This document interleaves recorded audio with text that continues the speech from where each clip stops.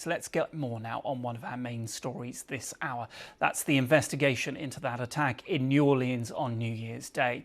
The area around where the attack took place in Bourbon Street has now reopened to the public. Flowers and memorials have been laid, and some people held vigils for the 14 people who were killed. The FBI has said it now believes the attacker, Shamsud-Din Jabbar, was acting alone. Well, we've learnt the names of 9 of the 14 victims. One of them was Beck, a former All-Ivy League kick returner playing for the Princeton Tigers from 2016 to 2018. Well, his brother Jack has been speaking to my colleague Sumi Sumaskanda. Jack, thank you for joining us. I am so sorry for your loss. How are you and your family doing today? We're doing all right. Obviously, it's pretty tough, losing somebody like my brother. He was such a great person. He has so many friends. If I were to put on an announcer, stand up if you were Tiger's best friend, hundreds of people would stand up. It hurts. That was my best friend. Looked up to him for everything. He was my role model, my inspiration. All I ever wanted to do was just make him proud. He was so selfless and kind, resilient, and my parents and my sisters have been pretty emotional as you could think, and I just try to been there to be that rock for them. It's definitely been pretty tough though. I can't imagine how devastating this moment is for you and your family, Jack. Your family is from Louisiana. I understand that Tiger was living in New York. So tell us more about what he was doing over the holidays, why he was in New Orleans. Yeah, he came home for the Christmas holidays and New Year's from New York for a couple of weeks, and he was working from home. Me and him, we were hunting. He was with my family every day. We hunted, we fished. He ate more gumbo than one could ever possibly eat. He was cooking for us, taking naps with all of us, just hanging out. He was seeing all his friends, people he hasn't seen in so long. And it's just, I think God was preparing us for this moment, the way he was just going about it. It was just different, it was the best Christmas me and my family have ever had. So very little arguing and disagreeing. We have 6 people in my family. So, obviously it's a good bit of people to bicker at and stuff. But, this Christmas it just felt different. He saw all these people he hadn't seen in years. It's kind of like he was going on a goodbye tour without even knowing it. And his best friend, whenever I left to go back up to Dallas, his best friend Ryan, who works with him up in New York, came down for the New Year's whenever I left, so he would be with him. And he just wanted to show Ryan New Orleans what it was all about. Show Ryan how much fun the people in Louisiana are, and the smiles that they all give off, and just he wanted to show off how great New Orleans was and how great of a place it was, the food, the atmosphere, the people. So him and his friend, his best friend, and my parents went to dinner Tuesday night, and my parents drove home back to Lafayette, and my brother and Ryan, they went out, and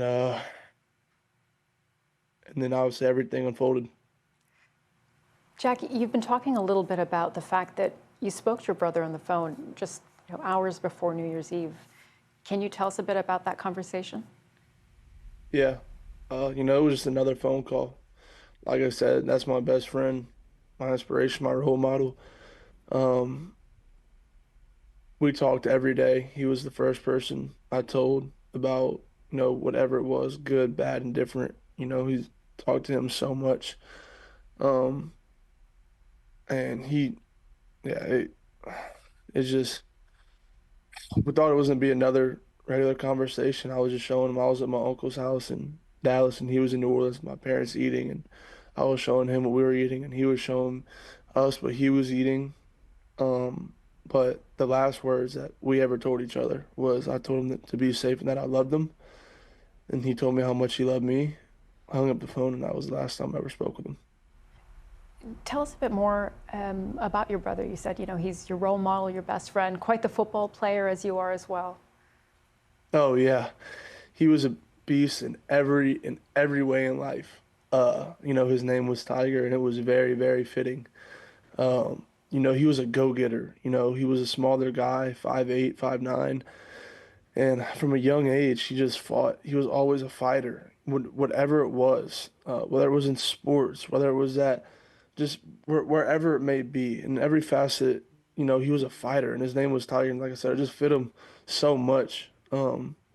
He, like I said, he loved Louisiana. He loved his family so much, his friends so much. Like I said, if I were to ask people to stand up if they thought that they were his best friend, hundreds and hundreds of people would stand up, because that's just the type of guy he was. He's touched so many lives and impacted so many lives. And, you know, me and my family, this is something that we're going to have to deal with, every time we wake up and every time we go to sleep. It's going to be something, every holiday, there's going to be an empty seat at the table. But he wouldn't want us to grieve and mourn. He'd want us to keep attacking life. He'd want us to go and do what he did, be resilient, charismatic, loving, kind. He'd want us to go be there for each other in all our different endeavors. And he was just, like I said, my role model, my family's role model. My family's gonna miss him so much. My mom and my dad have done such an awesome job just raising me and my 3 siblings.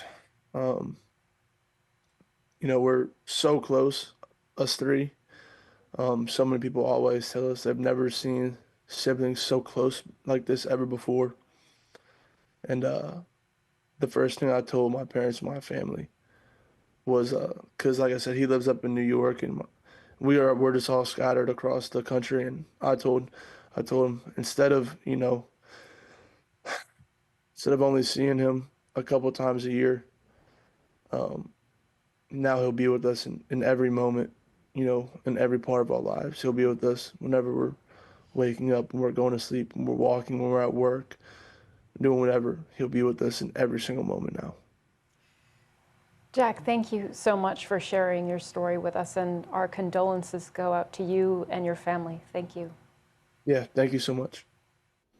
Jack Beck talking to my colleague Sumi Sumaskanda. Well, the FBI says it's been unable to establish a definitive link between the New Orleans attack and a Tesla Cybertruck, which exploded outside a Trump hotel in Las Vegas.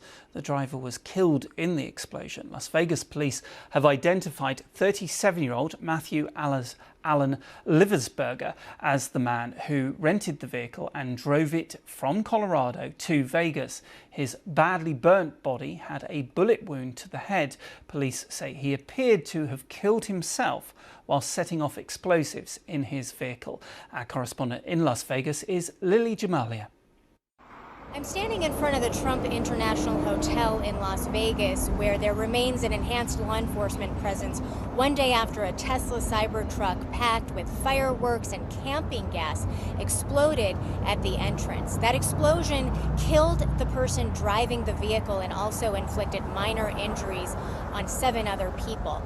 Authorities believe that the driver was 37-year-old Matthew Liversberger of Colorado Springs, Colorado, but they are still awaiting confirmation. The driver's body, they say, was burned beyond recognition, but they did confirm that the driver of the vehicle suffered a gunshot wound to the head. Now, there are a number of parallels between what happened here and what took place on the same day in New Orleans. Both incidents, of course, taking place on New Year's Day, both involving members of the military who were born in the United States. We also know from law enforcement that both men used the same service, a company called Turo, to rent the vehicles that were involved in these attacks. While law enforcement officials say that the attack in New Orleans was an act of terrorism, they're not saying that that was necessarily the case here. Here in Las Vegas, the attack is being investigated as an entirely separate incident. The motive remains unclear, but one official on Thursday did say that it's not lost on authorities that this attack took place in front of a Trump property and involved a Tesla vehicle. The FBI is asking for leads, and so far they say they've gotten hundreds of tips.